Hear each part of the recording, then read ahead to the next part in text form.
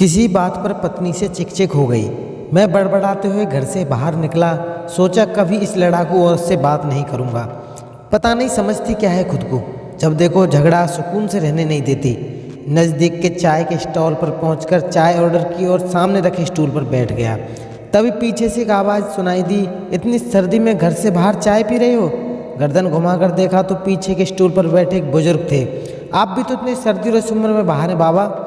बुजुर्ग ने मुस्कुराकर कहा, मैं निपट अकेला, न कोई गृहस्थी न साथी। तुम तो शादीशुदा लगते हो बेटा। पत्नी घर में जीने नहीं देती बाबा।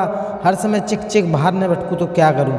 जिंदगी नरक बनाकर रख दी है। बुजुर्ग पत्नी जीने नहीं देती, बरखुरदार जिंदगी ही पत्नी से होती है। 8 बरस हो गए हमारी पत्नी को गए हुए।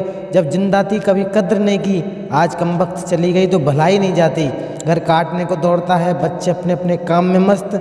आलीशान घर से अनसोलत सब है, पर उसके बिना कुछ मज़ा नहीं। कभी कहीं भटकता रहता हूँ, बहुत कुछ अच्छा नहीं लगता।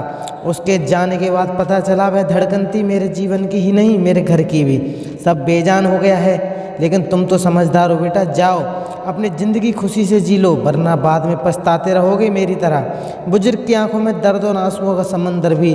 चाय वाले को पैसे दिए, नज़र पर बुजुर्ग को देखा, 1 मिनट कवाए, घर की ओर मुड़ गया।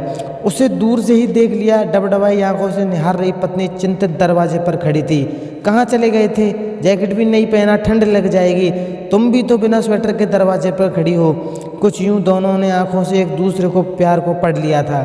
कई बार हम लोग भी अपने जीवन में ऐसी तरीके की गलतियां कर बैठते हैं। सिर्फ पत्नी ही नहीं, माँ बाप, चाचा ताऊ, भाई बहन या अजीज दोस्तों के साथ ऐसा क्रोध कर देते हैं जो सिर्फ हमको ही नहीं उनको भी कष्ट देता है। छोटा सा जीवन है, कहीं क्षमा करके, कहीं क्षमा मांगकर हंसकर गुजार दें। ज़िंदगी के सफ़र में गुजर जाते हैं जो मुकाम वो फिर नहीं आते। दोस्तों, कहानी अच्छी लगी हो तो लाइक करना ना भूलें और ज़्यादा से ज़्यादा शेयर करें और चैनल को सब्सक्राइब करना भी ना भूलें। Thank you.